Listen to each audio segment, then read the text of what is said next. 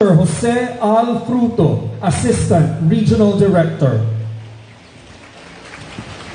From the Department of Interior and Local Government, Region 6, we have Director Juan Jovian E. Ingeniero, Regional Director.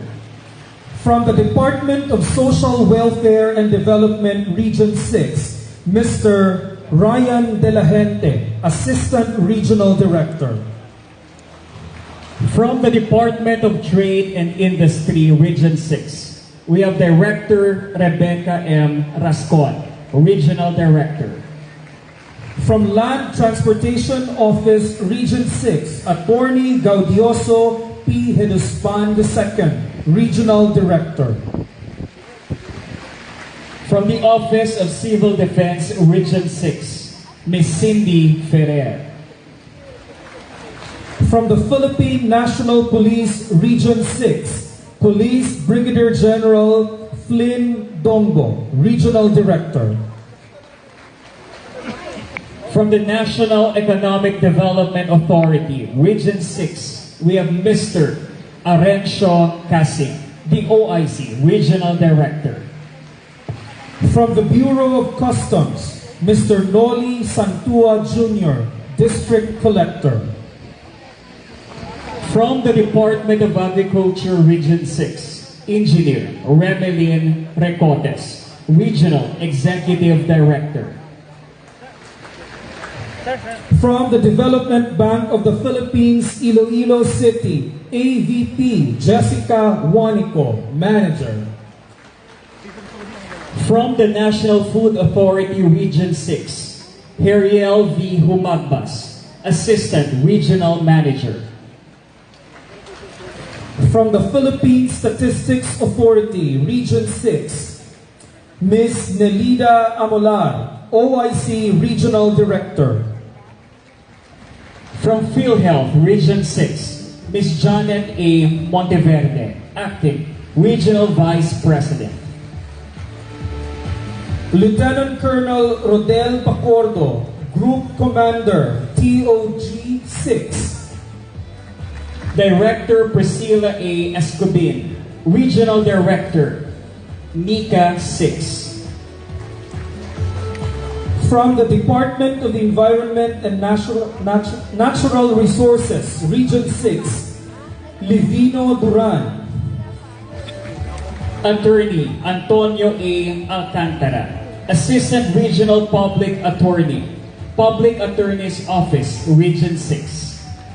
From POEA Region 6, Attorney Michael Joseph Escaner.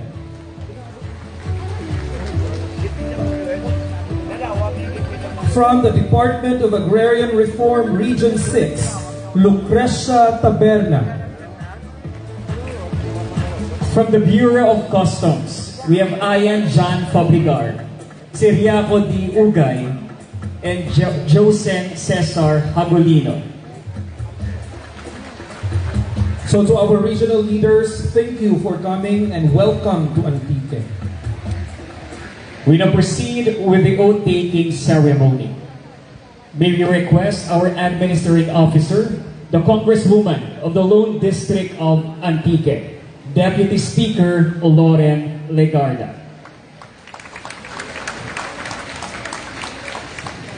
We will have the en masse oath-taking of our municipal officials coming from the municipality of Tobias Porlier, Hamtic, Cibalo, San Remigio, Valderrama, Belison, San Jose, and our provincial officials, our Sangguniang Panlalawigan members. Please take your post on stage.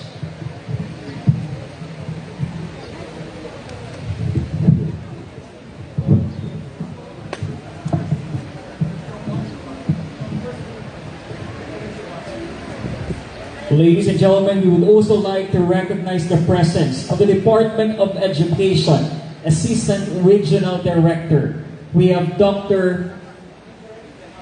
Pedro Escobar. A big round of applause, please.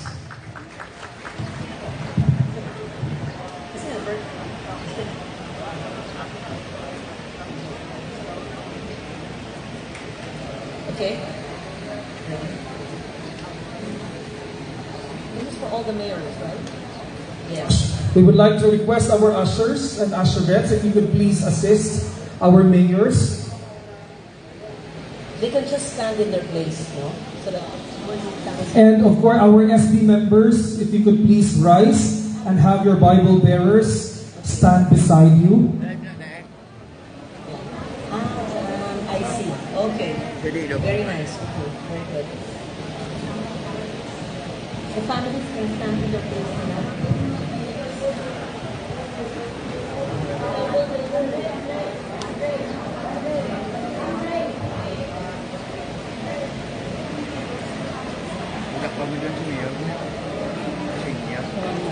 We would like to request also the family members of our mayors, if you could also please join your family members. If you could please join the mayors here.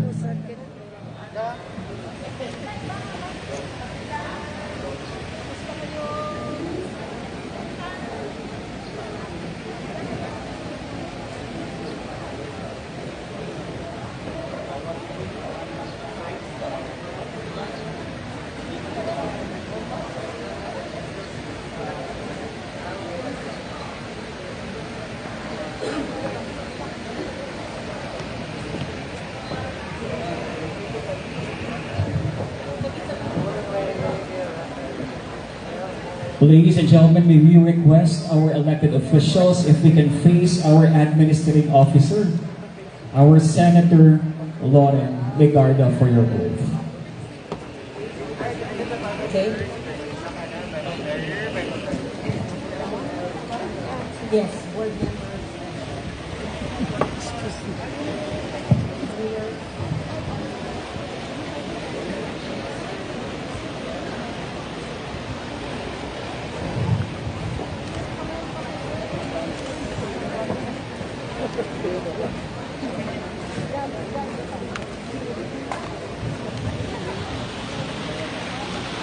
Congratulations.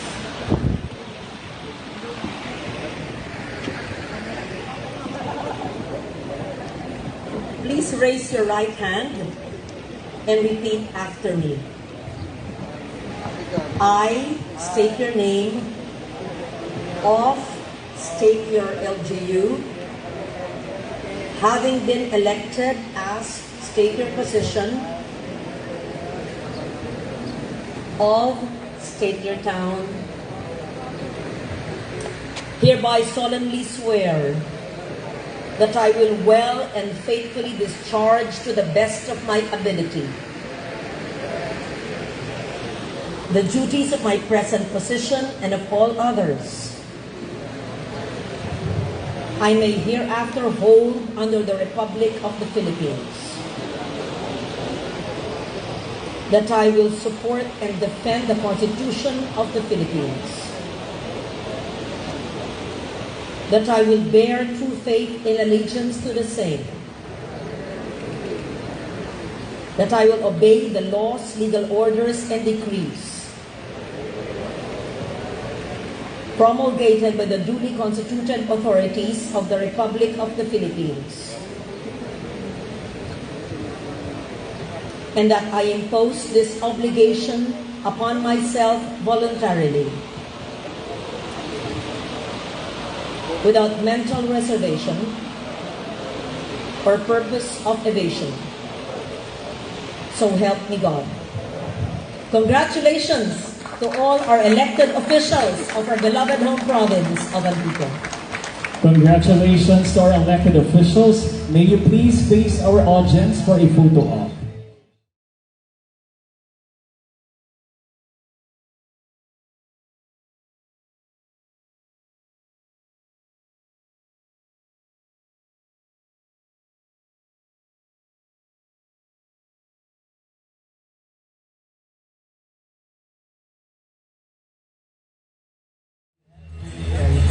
We are also happy to have the commander of the 3rd Infantry Division, Major General Benedict Arevalo, and the 301st Infantry Brigade, Brigadier General Marion Sison.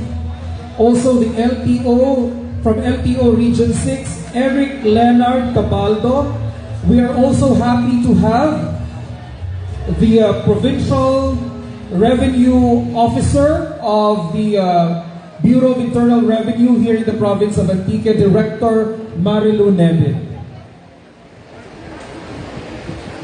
We would like to request our mayors and vice mayors to, if you could please return to your seats, as we will have the Once again, ladies and gentlemen, may we acknowledge the presence of His Excellency Luc Veron, Ambassador and head of the delegation of the European Union to the Philippines, who is accompanied by his spouse, Madame Nicole Weissman. A big round of applause, please.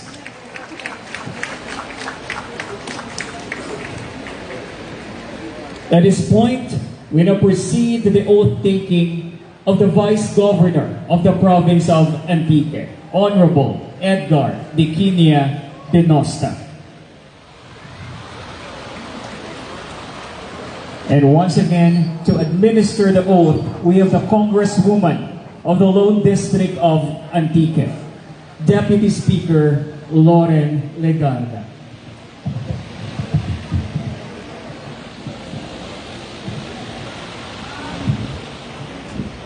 We would like to request the family of Vice Governor Edgar Denosta to please join the Vice Governor on stage.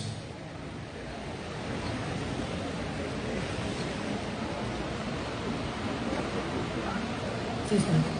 Please raise your right hand and repeat after me. I,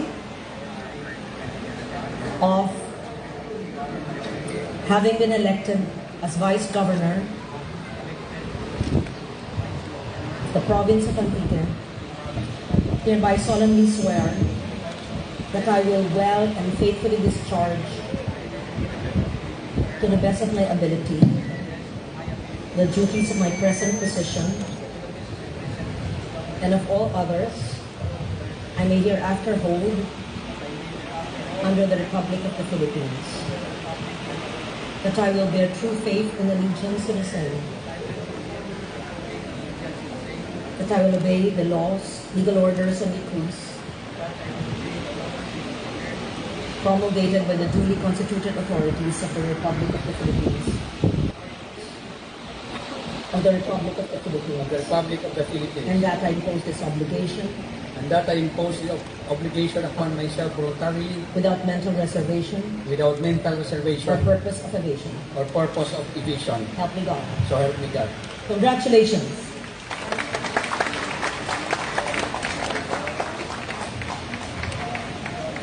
Thank you very much, Deputy Speaker Loren Legarda. Thank you very much to the family of Vice Governor Edgar Denosta. Once again, let's give him a warm round of applause.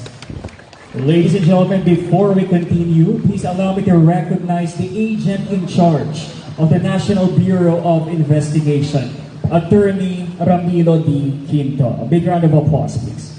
Also joining us this morning is the Assistant Regional Director of the Department of Trade and Industry, Ermelinda Polentes. A big round of applause also, please. The next to take oath is the Governor of the province of Antique, Rodora Javier Cadiao.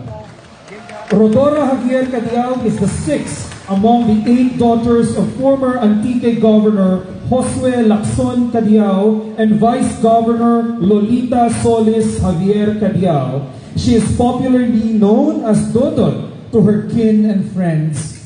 She took a Bachelor of Science in Nursing and successfully graduated, then passed the nursing board exam. But in a twist of fate, she was not meant to be Florence Nightingale. Instead, she applied and successfully became a flight attendant.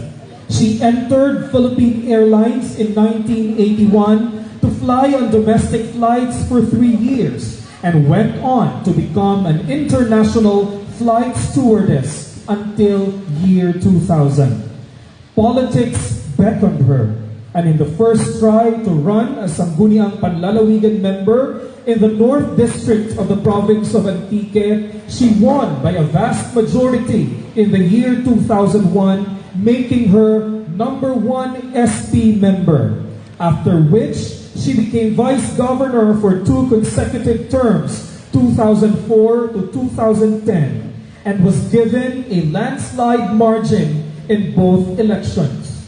In the May 2013 election, she made a comeback as vice governor with a rousing triumph. Now she is presently the elected governor of the province of Antique, serving her 3rd term through a landslide victory. Governor Dodog Cadiao is a strong advocate of health, social, environmental, and educational causes, thus implementing programs for the welfare of the elderly, children, women, and the environment.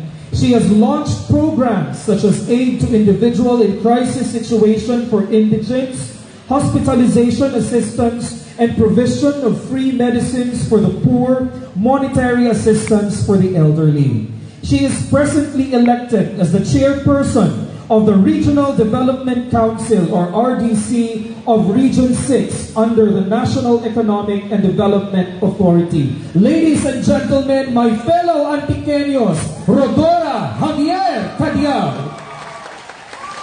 And to administer her oath of office, Senator Loren Legarda. Please raise your right hand and repeat after me.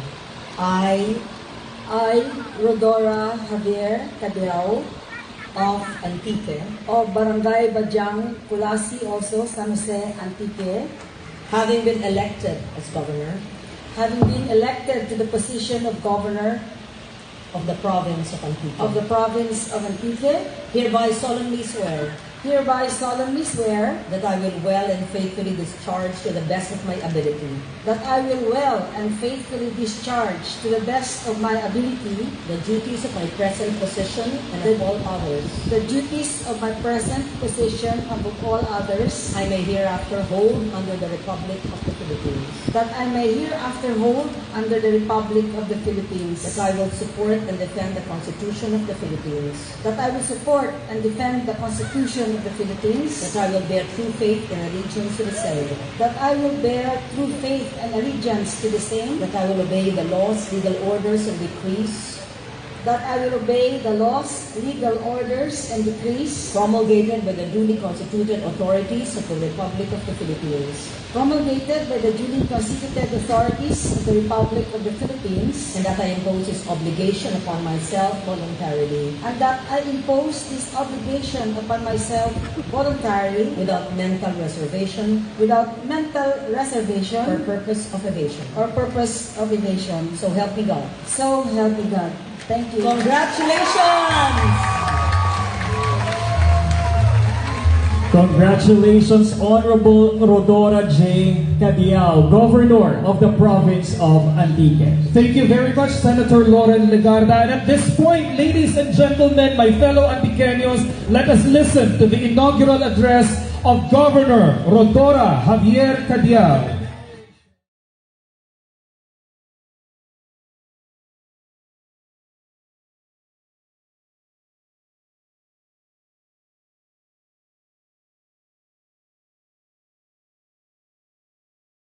Thank you very much.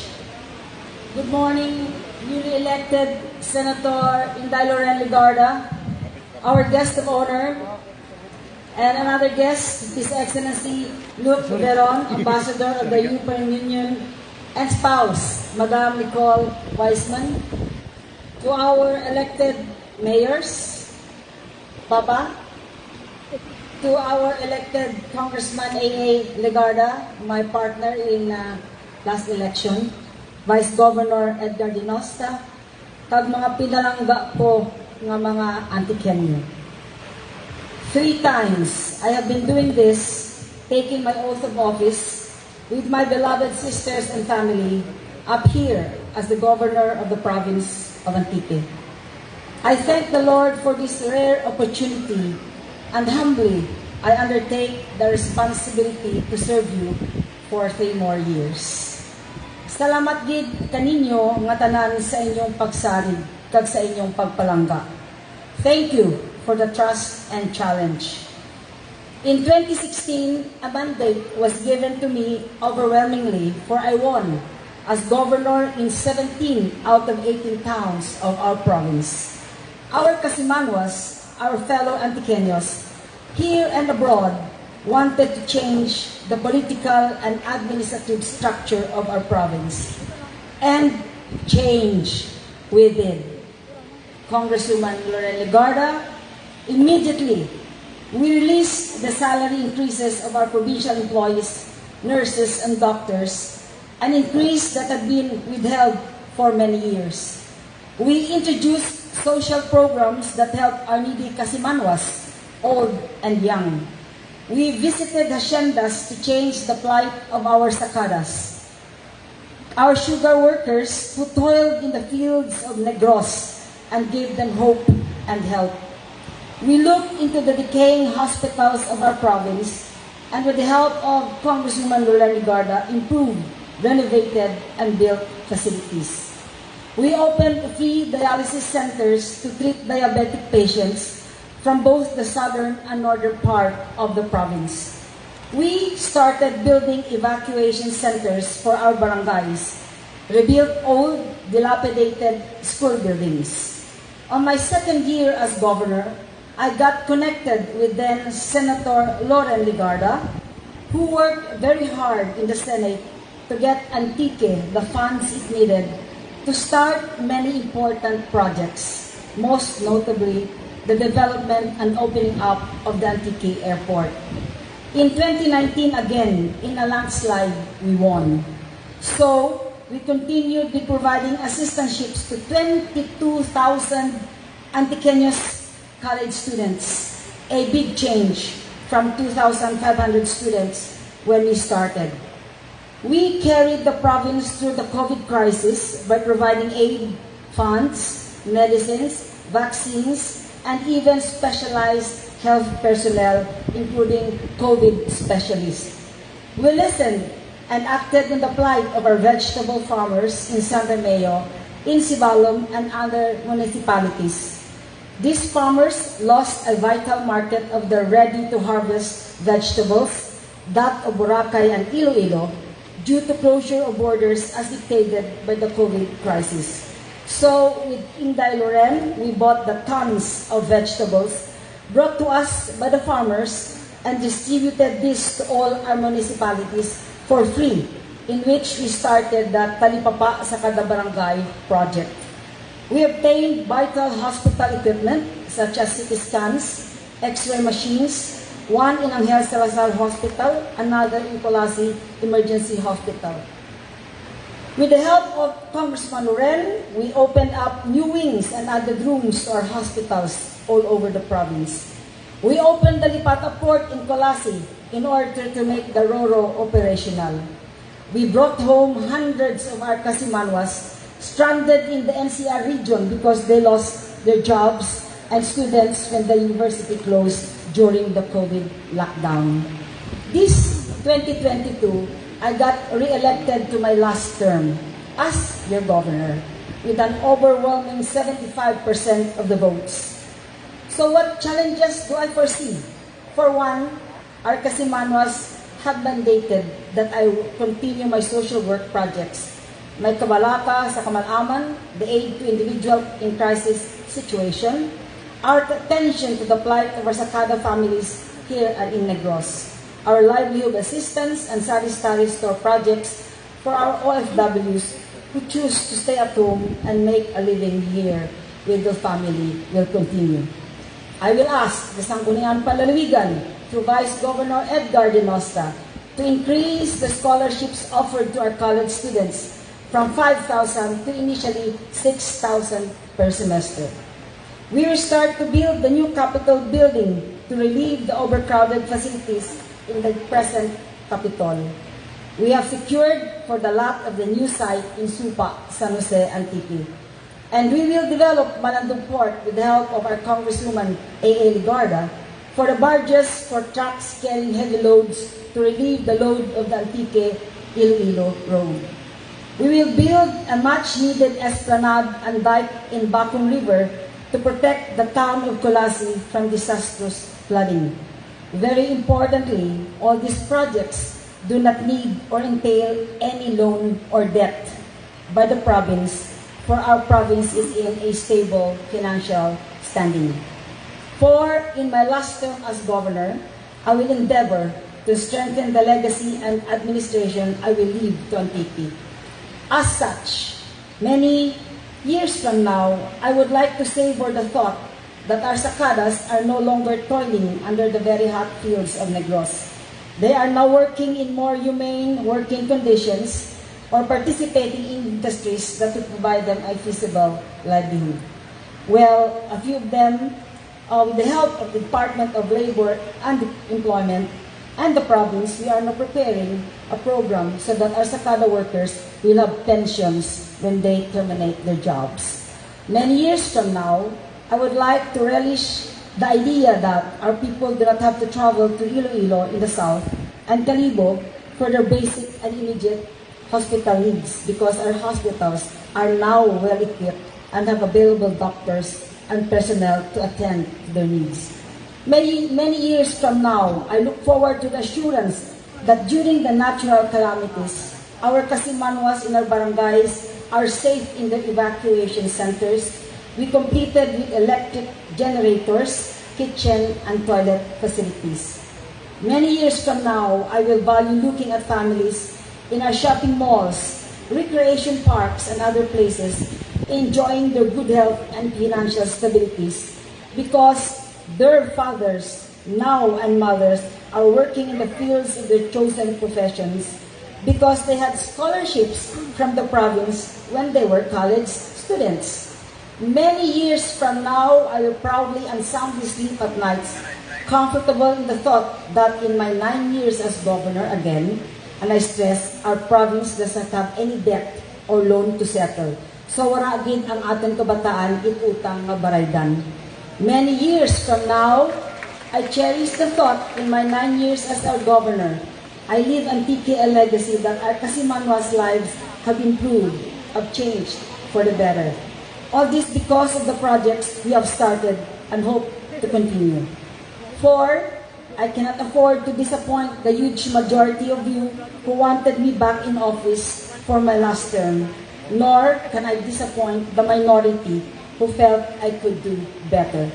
Many years from now, I will take pleasure in saying that our beloved Antique is not anymore the rising star of Western Visayas, but in proudly proclaiming that our beloved Antique is now the star of Western Visayas. Ladies and gentlemen, in cooperation with Congressman A.A. Legarda, Vice Governor Ed Denosta, the Sangguniang Panlalawigan members, the heads of office and employees of the province of Antique in both the North and South offices, and the elected local government officials, and hopefully with the continuing support of President Bongbong Marcos, Vice President Inday Sara Duterte, and Inday Loren as our new senator. I look forward to working for you for 3 more years as our governor. As a President of the United States once said, ask not what Antique can do for you, but what you can do for Antique. Duro-duro din nga salamat, palangga ako din ang mga Antikenyos, palangga ko ang Antique.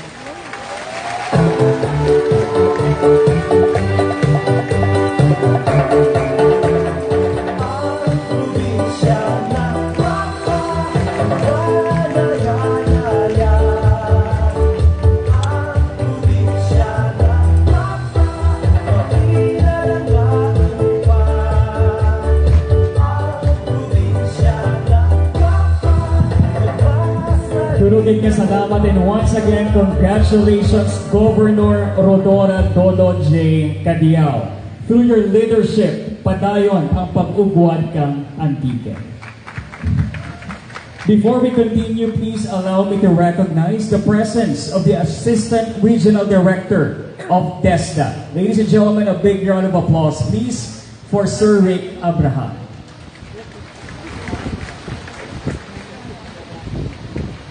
Let us now proceed to the oath-taking.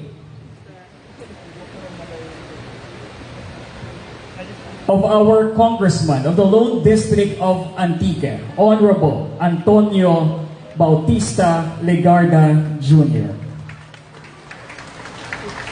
May we request the family to please join Congressman Legarda on stage. Congressman Antonio A.A. Legarda B. Jr. is the youngest brother of Senator Loren Legarda. He is happily married with 4 lovely children. He graduated at the University of the Philippines, Diliman. In 1994, he took his master's in business administration at the Asian Institute of Management, Manila, a premier MBA school in Asia, as most of the faculty members are esteemed professors in Harvard School of Business in the United States of America. He worked in the financial industry for 9 years, from 1992 to 2001, as an investment banker and stockbroker. In 2001, he entered into his own business, and until the present, and have a manufacturing company in Manila involved with furniture and kitchen cabinet systems. In the past 2 decades, he remained as an entrepreneur and became part of the many SMEs which contribute to job creation. He has been featured in the Entrepreneurship Magazine edition of Young Millionaires before reaching the age of 40. Ladies and gentlemen, taking his oath, Congressman Antonio A.A. Legarda Jr.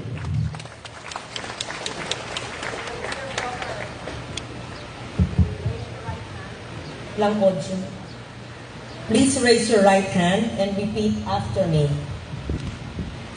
I, Antonio Agapito Bautista Legarda Jr.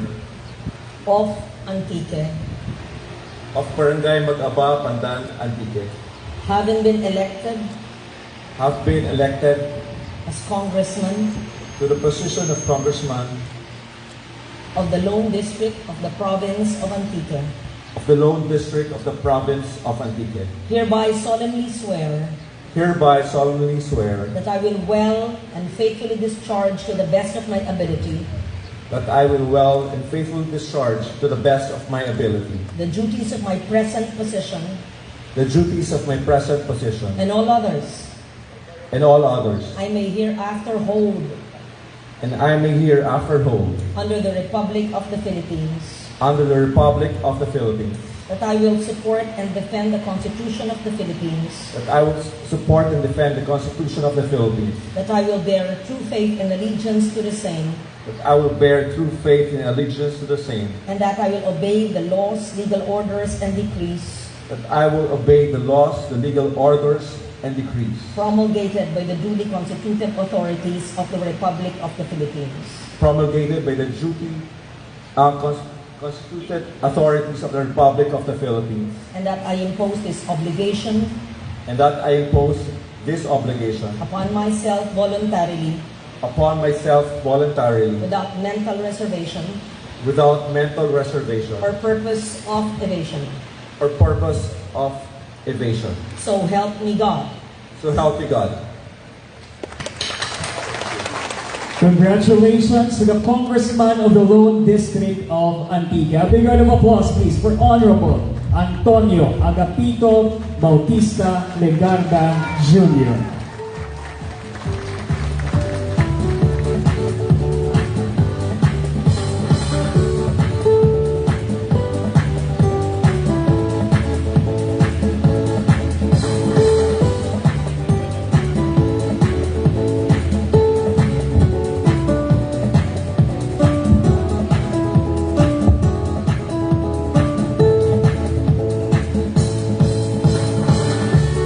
Let us now listen to the inaugural speech of the Congressman of the Lone District of Antique. Once again, a big round of applause, please, for Honorable Antonio A.A. Bautista Legarda Jr. Hello. First of all, to my family, to our visionary leader, to the one who started everything, all the changes in our province, to our Congresswoman, our Senator-elect, my beloved Manang Loren Legarda, to the omnipresent, the man I honor and I admire, Papa Tony,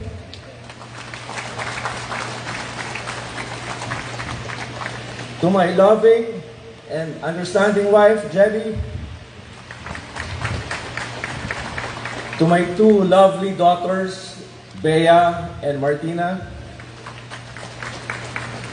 to my partner during the campaign, our Governor, Rodora Cadiao, to Vice Governor Edgar Dinosta, to our Sangguniang Panlalawigan members, our mayors, our vice mayors, to all our regional directors of various government agencies, to our ambassador, Luke Veron, and spouse, Nicole,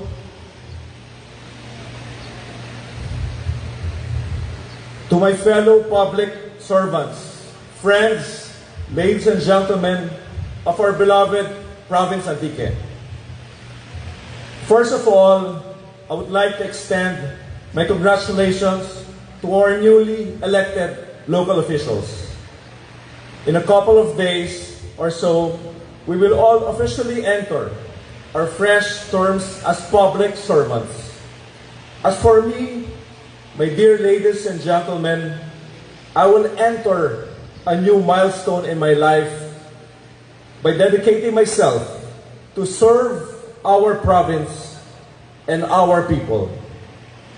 In order to fulfill this mandate, it is my fervent desire to work on a central theme that would guide me in the coming 3 years, and that is unity and continuity. There's a saying that goes, in unity there is strength. In order to achieve strength for our province, we must unify and involve the three important sectors of our society. We must unify the government, the private sector, and of course, the people.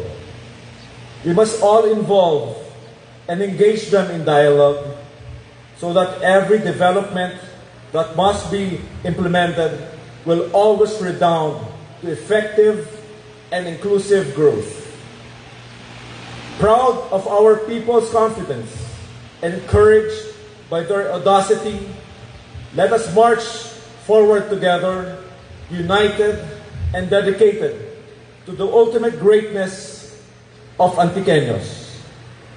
I am grateful that our people endowed upon me a neophyte in the field, an overwhelming mandate.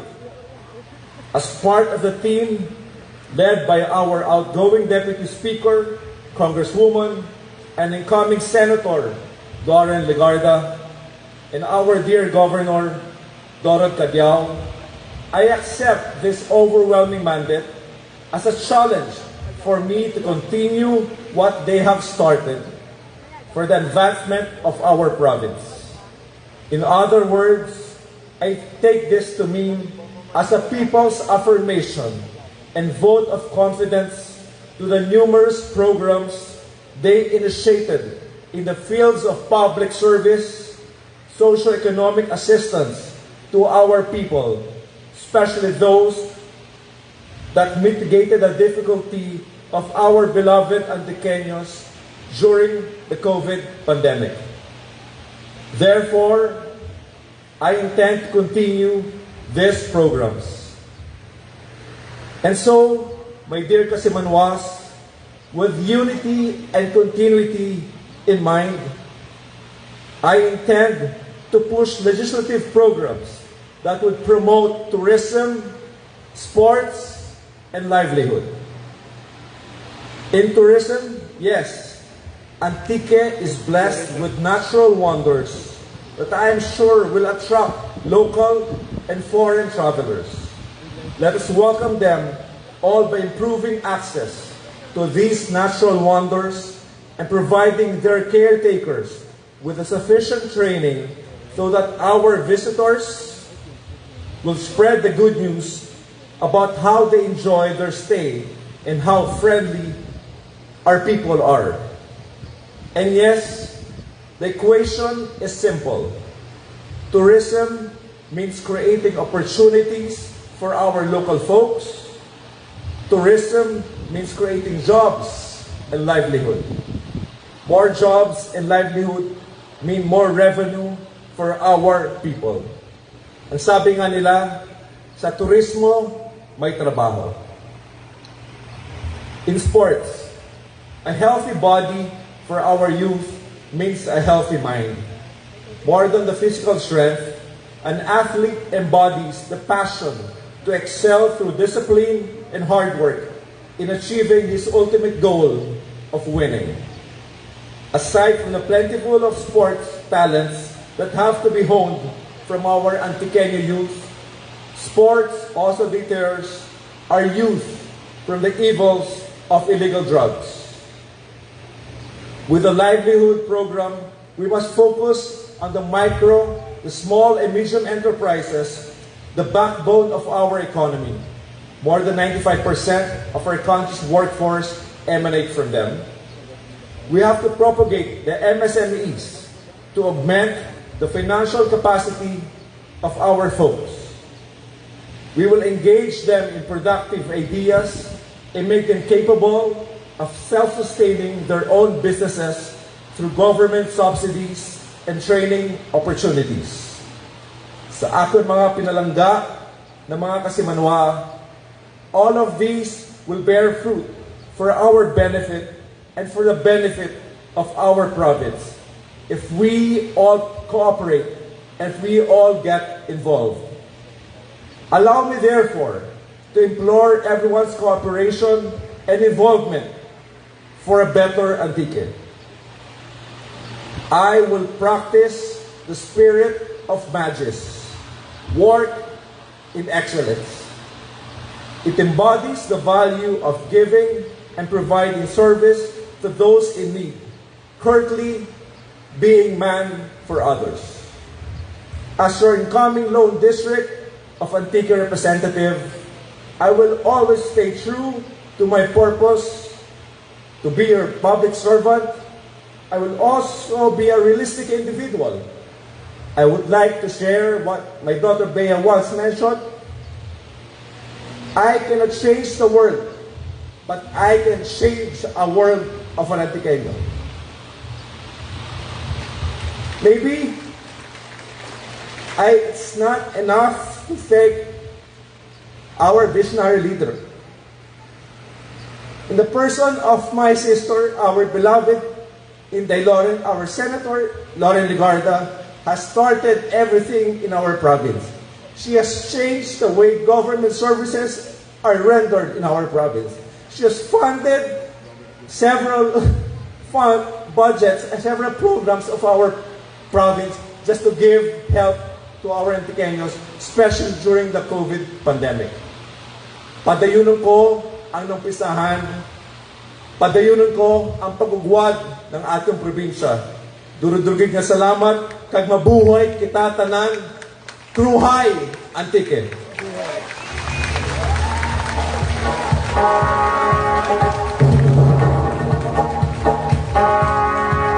Thank you very much, Congressman Antonio A.A. Bautista Legarda Jr.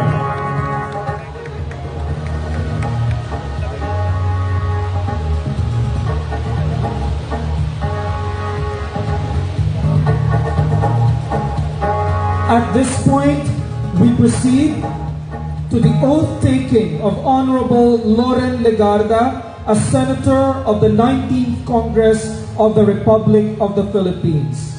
We would like to request Honorable Macario A. Bagang, Punong Barangay of Mag-aba, Pandan, to administer the oath of office.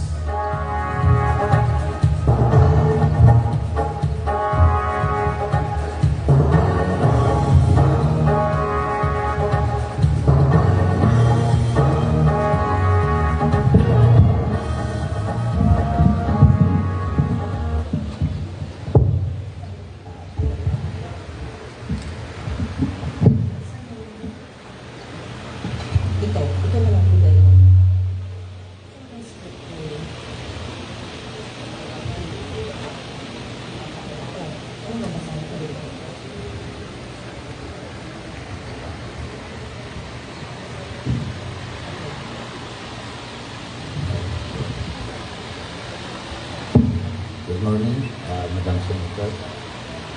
Please raise your right hand and repeat after me.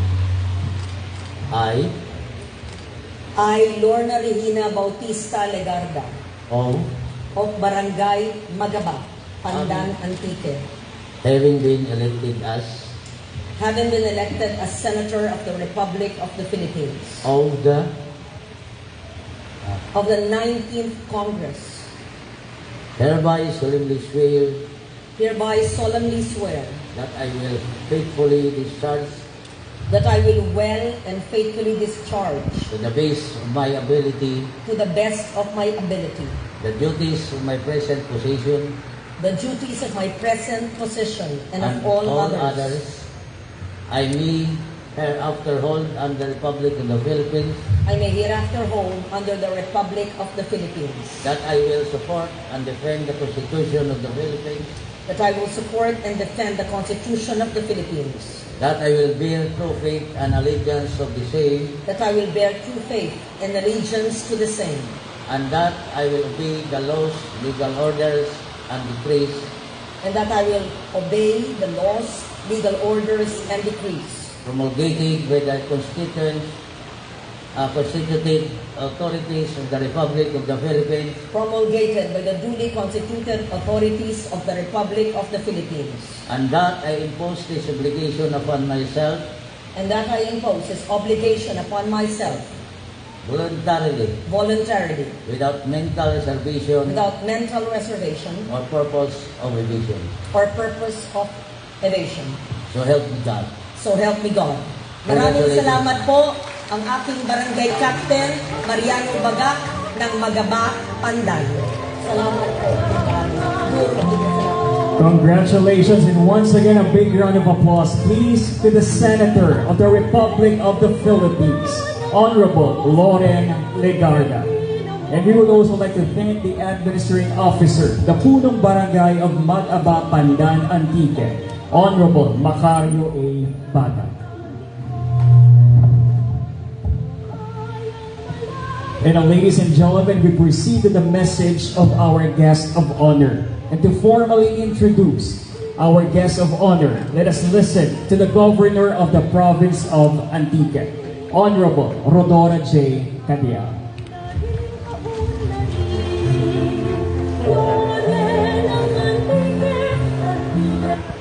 Thank you.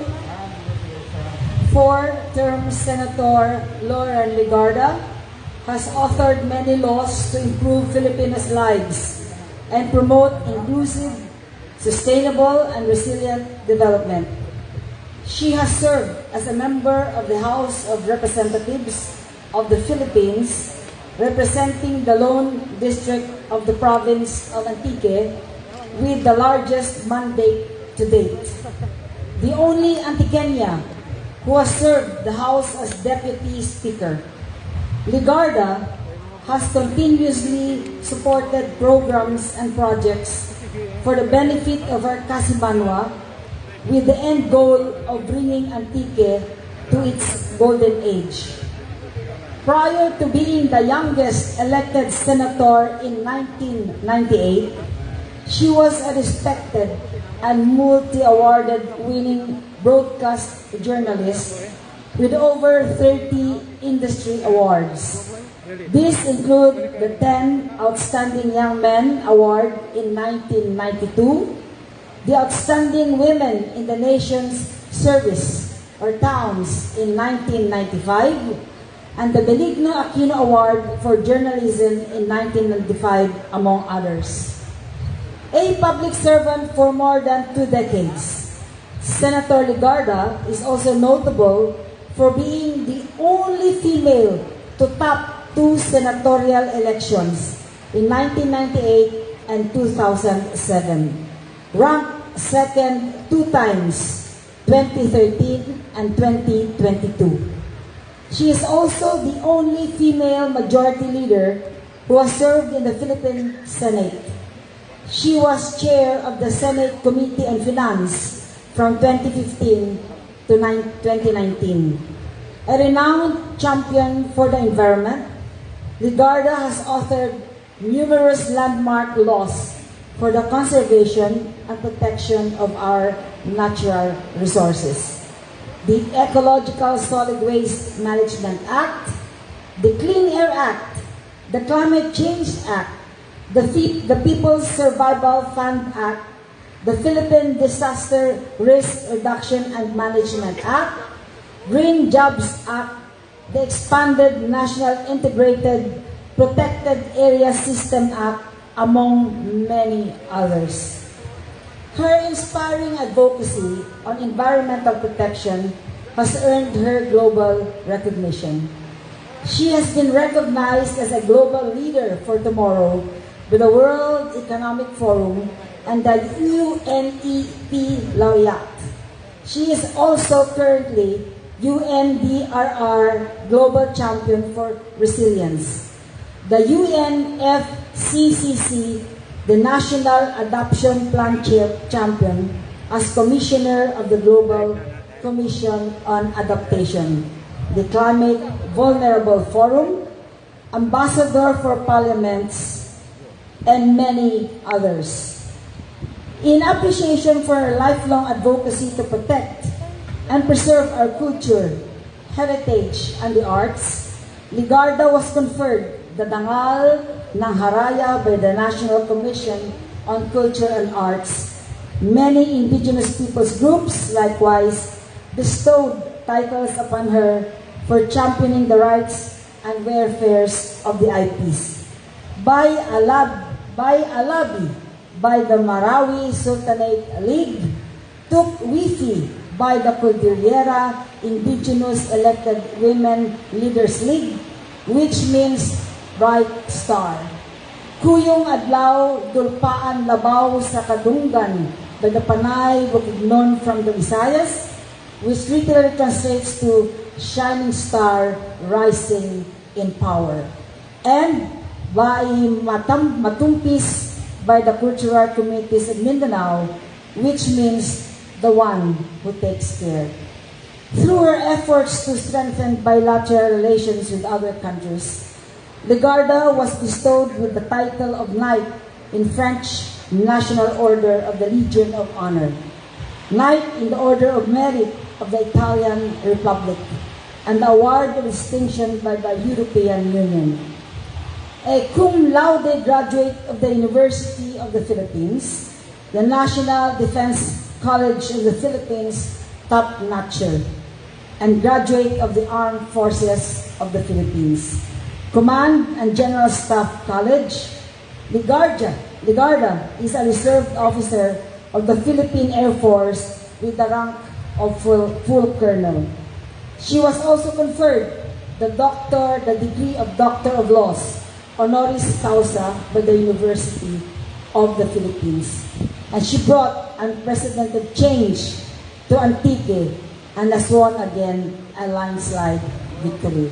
Ladies and gentlemen, our newly elected Senator, our Pinalangga, Inday Loren Legarda, Bugal kang Antique.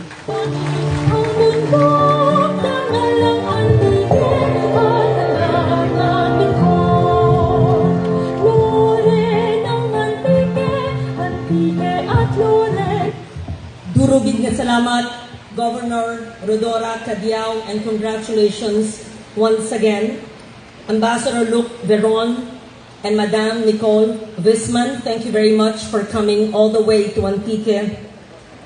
Governor Dodod Cadiao and Vice Governor Edgar Danosta and all the Sangguniang Panlalawigan officials present here, Mayor Elmer Untaran and all the mayors, the chief executives, and their vice mayors and councilors, all elected officials.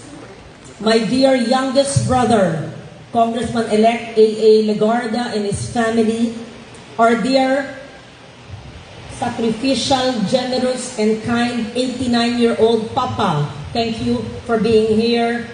Mayad na aga, maayong buntag, naimbag nga bigat, mayak ayabak po, marhay na aga, masanto si kabwasan, buenos dias, bonjour.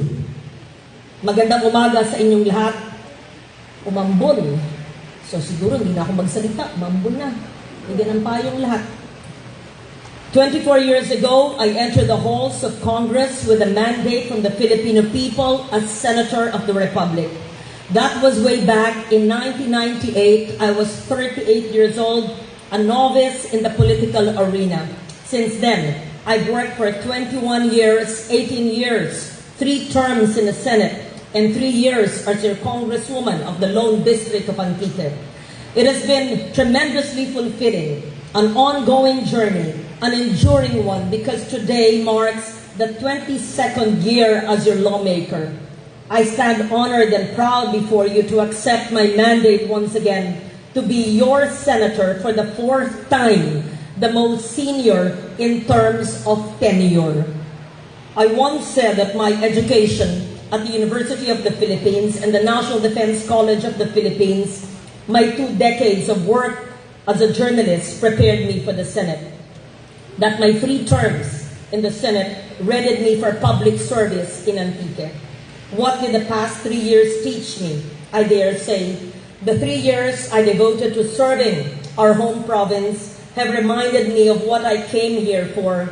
It was indeed arduous, daunting, challenging, but also an opportune time to be your Congresswoman.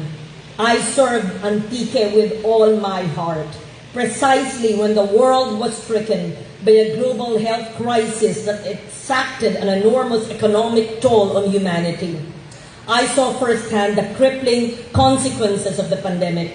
I witnessed how our Kasiman was desperately grappled with the challenges, from looking for income, medicine, and food to coping with isolation and uncertainty. The past 3 years have also been the best years of Antique, where countless, numerous jobs were created, people were cared for in every respect. People finally said they felt the presence of government being brought to the farthest barangays of our province. Something perhaps, as people say, never experienced for a long, long time. Today, as I return to the Senate, I realize that while we tirelessly worked and successfully enacted laws, established programs, and ushered in policies, these must be translated into tangible benefits for the nation, for our people. We may have tossed the pebble into the water, but its ripples must extend to the farthest reaches, the countryside, the grassroots, the poorest of the poor and the most vulnerable. I ask myself again, what ails our country? Because while we advocated, shepherded, enacted laws on health, education, livelihood, environment, social services, our people are still in dire need of help.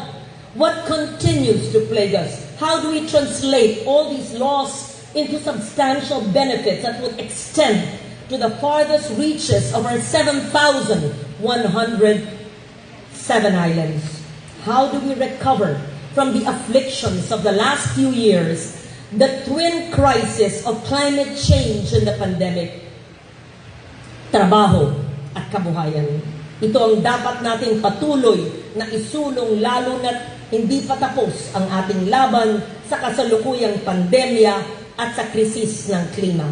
Please allow me to run through some of the initiatives that are in my heart and in my mind as I prepare for my biggest role in nation building. First, the pathway towards pandemic recovery is through the economic empowerment of every Filipino. In 1998, we enacted the MSME law, micro, small, and medium enterprises. They know, and you know, they account for 99.5% of the nation's economy. The sector is responsible for more than 5.3 million jobs, or 62.66% of our total employment. While they make up the overwhelming majority of businesses, MSMEs are also the most vulnerable to economic shocks. And as principal author of this law in my second term, I believe that our development should be pursued with the end goal that everyone should benefit from the country's economic gains. Progress should not only be measured by the country's infrastructure or urban development alone, not just by the number of highways and airports and flyovers and buildings or shopping centers. Instead, we should measure our advancement by looking at the quality of life, the welfare and well-being of each and every Filipino. I witnessed the untapped possibilities of the millions of Filipinos, our weavers, our entrepreneurs, our indigenous peoples, our cultural creatives. So much potential for growth in the rural areas as we have done in the past 3 years. We need to expand the reach to include our local entrepreneurs and indigenous communities and ensure that everyone benefits from government programs such as the MSME law, like what we did in our province.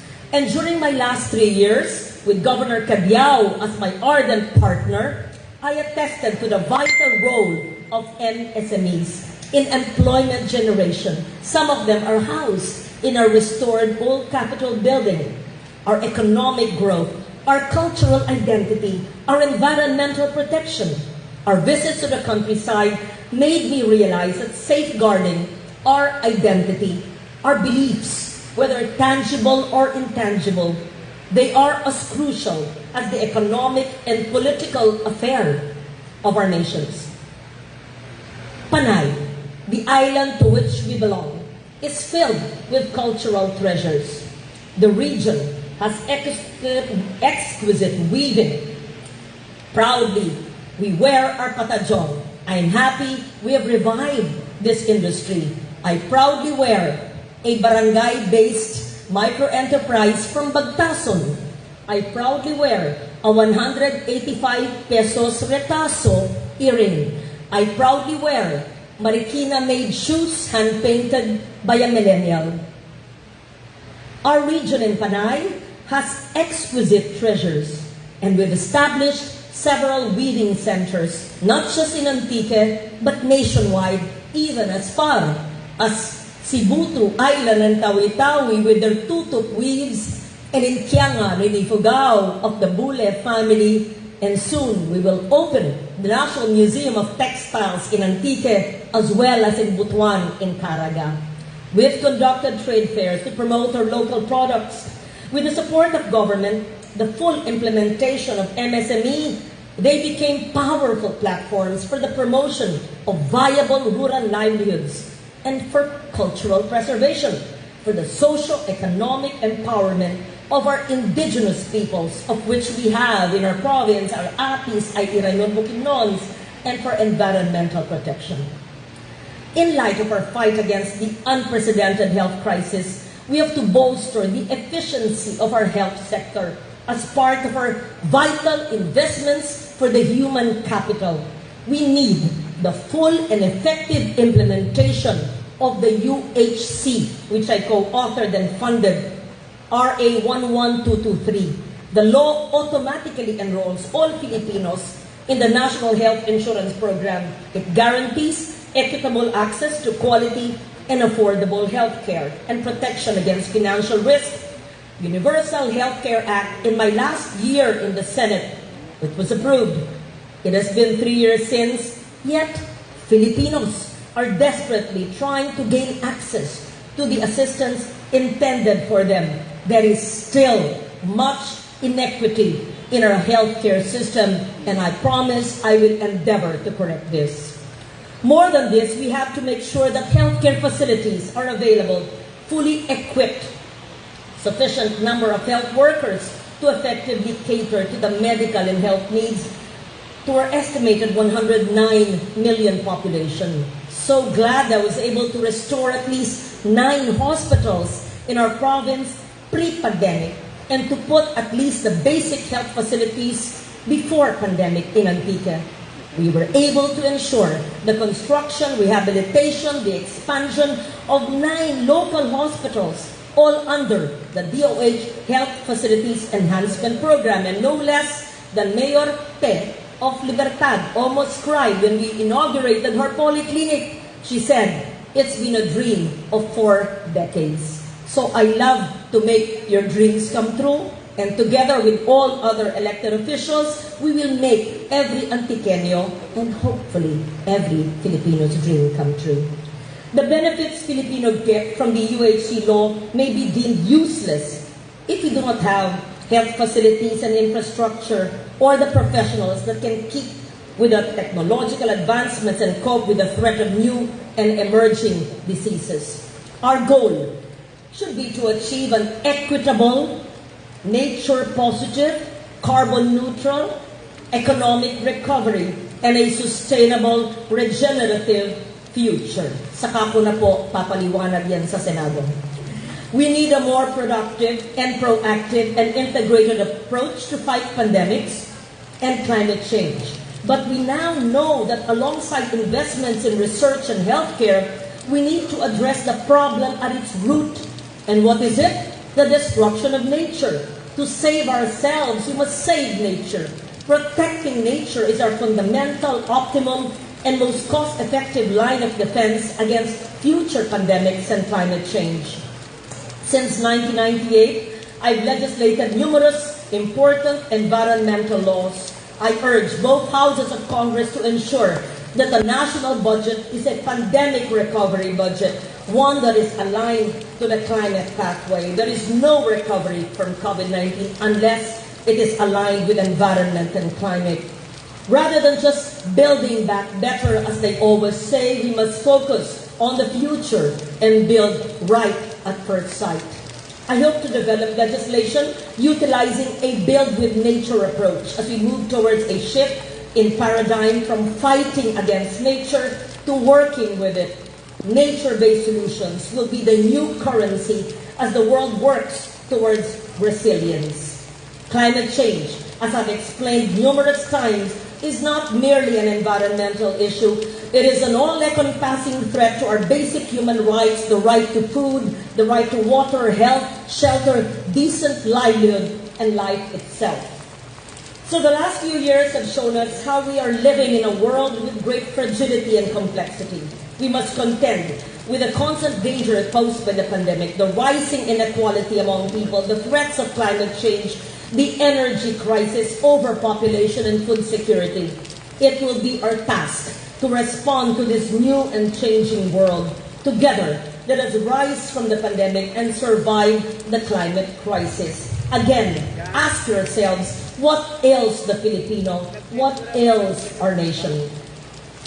24 years ago, I entered the halls of the Senate with sheer determination to make a difference in the lives of every Filipino man and child.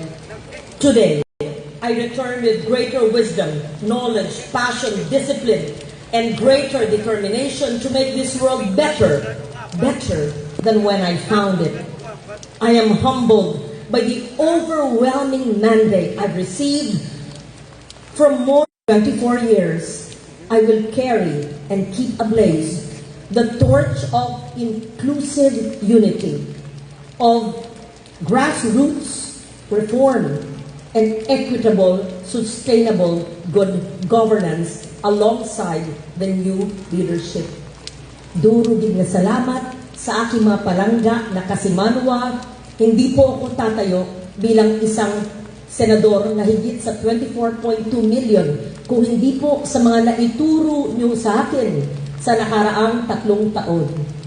Marami man akong alam, marami akong natutunan sa Antique, sa mga kahalagahan ng lokal na pamahalaan at pangangailangan ng taong bayan hanggang pinakasiksik na barangay sa tuktok ng bundok gaya ng Maadyos, sa Pandan at sa lahat ng pangangailangan ng mga nasa karagatan at kabundukan. At gaya ng sinabi ko nung kampanya, hindi ko po kayo iiwanan. Lalo lang umigting ang aking pagtulong sa inyo kasama si Congressman-elect A.A. Legarda, si Governor Dodod Cabiao, at lahat po ng ating bagong halal na mga lider ng ating mahal na probinsya.